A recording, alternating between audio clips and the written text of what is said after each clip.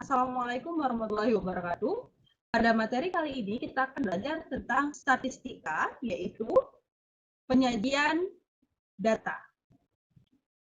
Statistika. Statistika adalah ilmu yang mempelajari tentang pengumpulan data, penyusunan data, penyajian data, menganalisis data, dan pengambilan kesimpulan secara tepat. Apa itu data? Pengertian data. Apa yang dimaksud dengan data? Data adalah informasi yang diperoleh dari suatu pengamatan, wawancara, atau penelitian yang dikumpulkan dalam bentuk angka atau lambang. Bentuk data dari cara pengumpulannya adalah yaitu ada data primer, yaitu data yang diperoleh langsung dari sumbernya. Contohnya ketika kita mengukur tinggi badan di sekolah, itu merupakan data yang diperoleh langsung dari sumbernya. Data sekunder yaitu diperoleh secara tidak langsung, misalkan data banyaknya siswa SMP Kota Bengkulu yang diperoleh dari Dinas Pendidikan. Jadi kita meminta dulu data tersebut dari pihak Dinas Pendidikan, seperti itu. Itu disebut data sekunder atau data tidak langsung.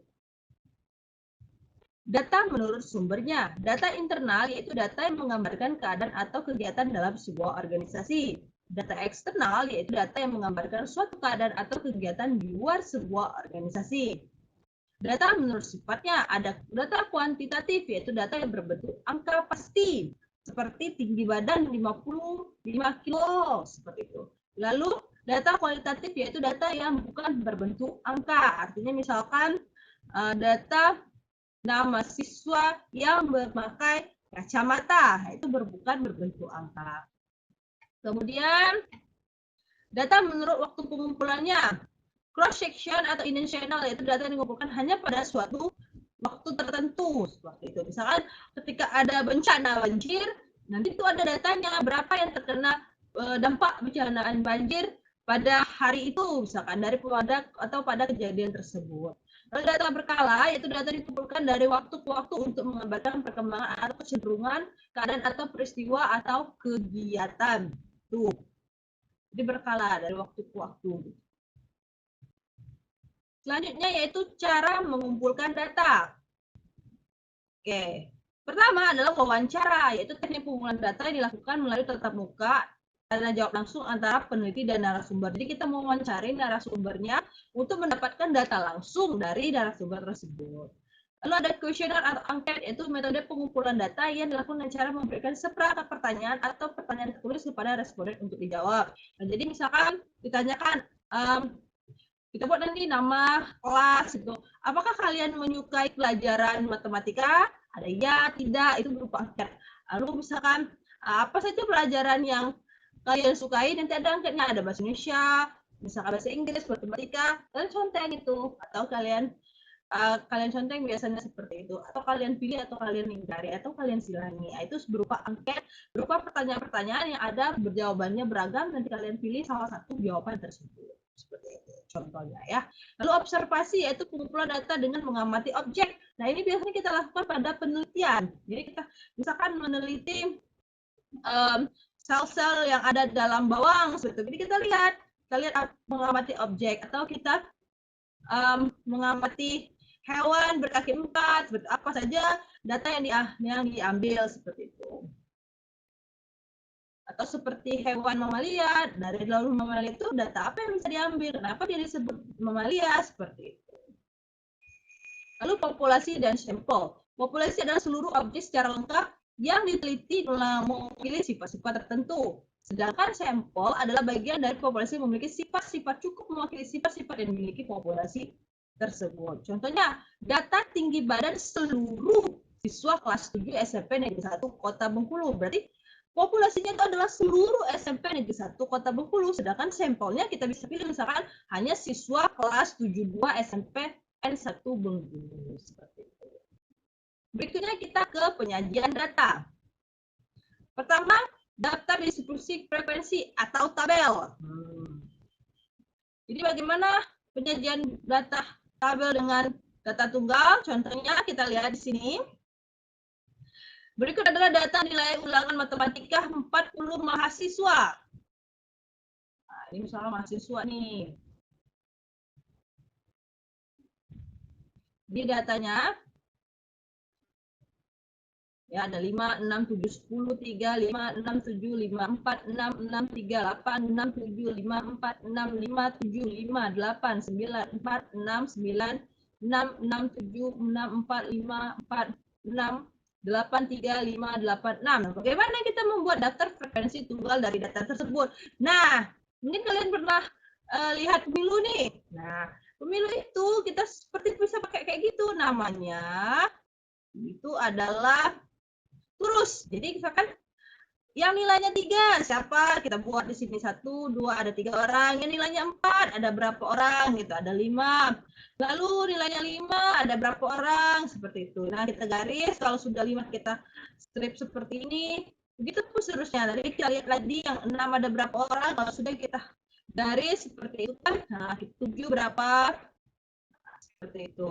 Jadi kita soal 3 kita buat di 3, 4 kita buat di 4, 5 kita buat seperti itu. Nah, sampai ada 40. Jadi didapatkan misalkan 3 ada 3 yang mendapatkan nilai 3 ada 3 orang, 4 ada 5 orang, 5 ada 8 orang, yang nilainya 6 ada 11 orang, 7 ada 5 orang, 8 ada 5 orang, 9 ada 2 orang, dan 10 ada 1 orang. Sehingga ini ada 40 orang sesuai dengan data yang kita ketahui sebelumnya. Oke, selanjutnya itu daftar distribusi frekuensi berkelompok. Nah, hal ini nanti kita akan pelajari lebih detail pada semester berikutnya ya.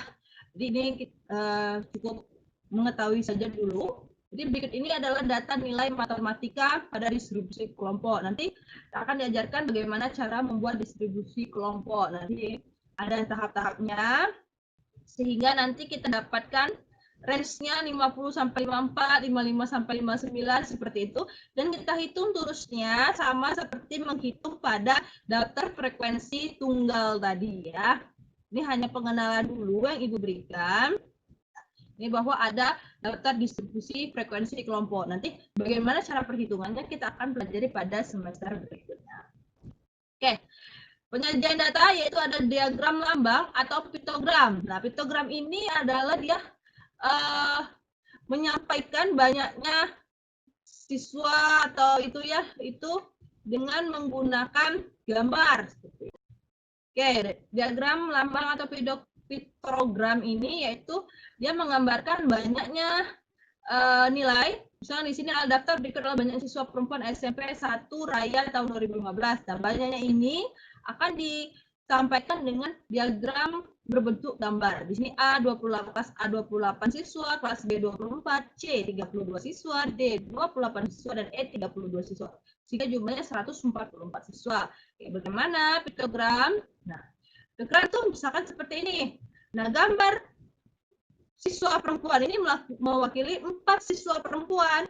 Jadi kan yang A tadi 28. Ya, jadi 28 dibagi 4 itu berarti ada 7 buah gambar. 1, 2, 3, 4, 5, 6, 7. Jadi ini mewakili 4. Artinya ada kalau ada 7 berarti 7 dikali 4 yaitu 28 seperti itu. Oke, seperti yang B itu ada 6. Artinya 6 kali 4 ada 24. Begitupun yang C. Oke, yang C ada 7, 8. Ada 8 dikali 4 yaitu berapa? Ya, 32 siswa. Selanjutnya sudah seperti itu. Yang D sama ada 7 buah gambar, artinya ada 28 siswa. Sedangkan yang E itu ada sama seperti ini ya, ada 32 siswa. Yang pertama yaitu membuat diagram batang, yaitu langkah-langkah membuat diagram batang. Membuat 2 sumbu horizontal dan vertikal. Sumbu horizontal memperlihatkan kategori, sedangkan sumbu vertikal menyatakan nilai frekuensi dari masing-masing kategori. Kemudian perhatikan tabel yang memperlihatkan data terkecil dan data terbesar dari data yang disajikan, sehingga kita dapat mengatur interval pada sumbu vertikal supaya semua data tercakupi. Jadi kita akan perlihatkan juga ya data terkecil dan data terbesarnya. Lalu gambar setiap data pada sumber yang telah disediakan satu persatu secara berurutan sehingga tidak ada data yang terlewatkan. Jadi dari data tersebut kita dapat membandingkan nilai dari masing-masing kategori. Ini tolong dipelajari karena ini penting, akan ada pada soal UAS nanti itu bagaimana menganalisa diagram batang seperti itu ya. Oke. Kita lihat di sini Berikut adalah data produksi toko beras makmur dari tahun 2011 sampai 2016 dalam satuan ton. Seperti ini, seperti pada gambar.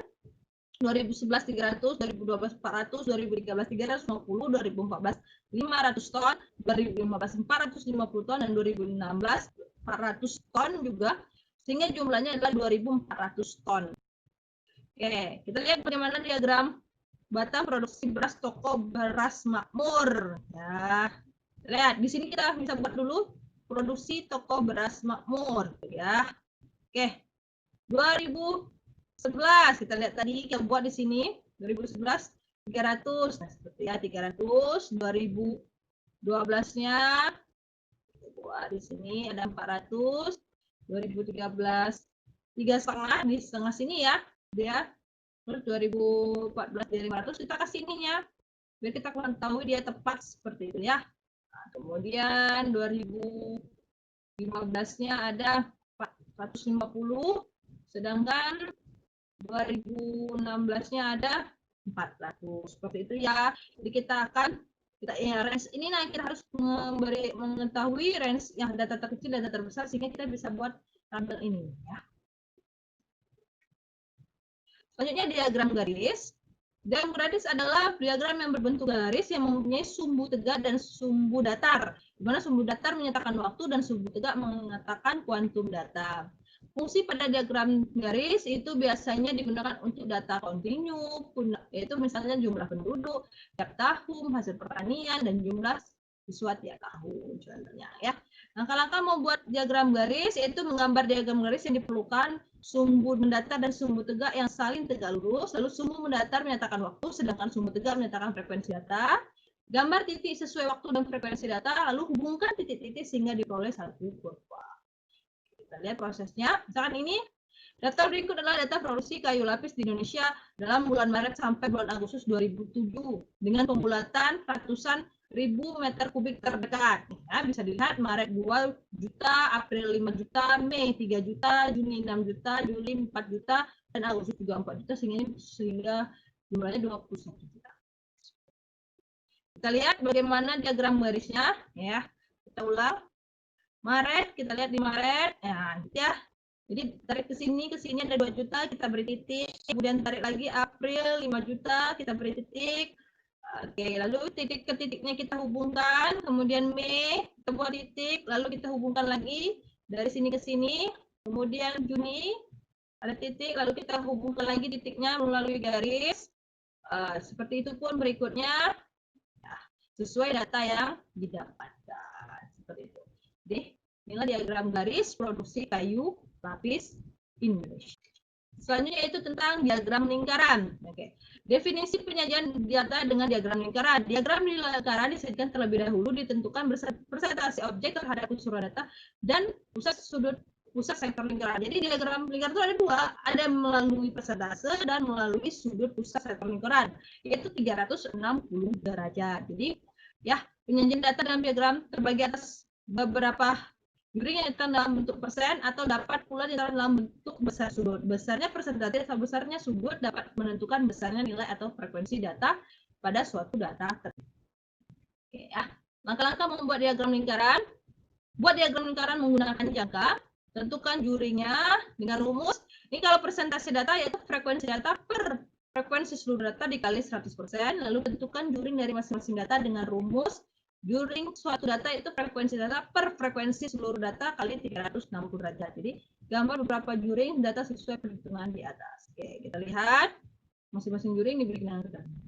Oke, gitu ya. Nah, data berikut adalah banyak data guru matematika Kota Pekalongan 2017, tahun 2017 ya. SD ada 54, SMP ada 108, MTS 90, SMA 63, SMK 27, dan Madrasah Aliyah ada 18, sehingga jumlahnya 300. Kita lihat bagaimana diagram lingkaran guru matematika Kota Pekalongan dengan persentase. Jadi 54 per 360 jumlahnya tadi dikali dengan 100%, dapatkan 15%. Lalu 108 per 360 kali 100% didapatkan 30%. 90 per jumlahnya tadi 360 dikali 100% didapatkan 25%. 63 per 360 jumlah seluruhnya tadi dikali 100% sama dengan 17,5%. Lalu 27 per 360 dikali 100% yaitu 7,5%. Dan 18 per 360 dikali 100% sama dengan 5%. Jika jumlahnya adalah 100%. Kemudian diagram lingkaran guru matematika Pekalongannya seperti ini. Nah, ini yang kita buat tadi ya, kita ukur menggunakan jangka dan juga bisa kita gunakan busur untuk memperkirakan persentase. Lalu bagaimana menggunakan besar sudut pusat? Ya, kita ketahui bahwa sudut pusat adalah 360 derajat. Jadi 54 per jumlahnya tadi 360 dikali dengan 360 derajat didapat 54 derajat, 108 derajat, 90 derajat, 63 derajat, 27 derajat, dan 18 adalah 18 derajat.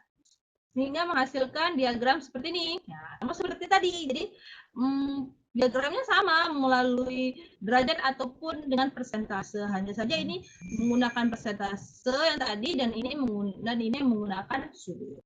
Oke, itu saja materi terakhir dari Ibu. Selamat belajar dan jangan lupa pelajari soal-soal yang sudah kita pelajari sebelum-sebelumnya.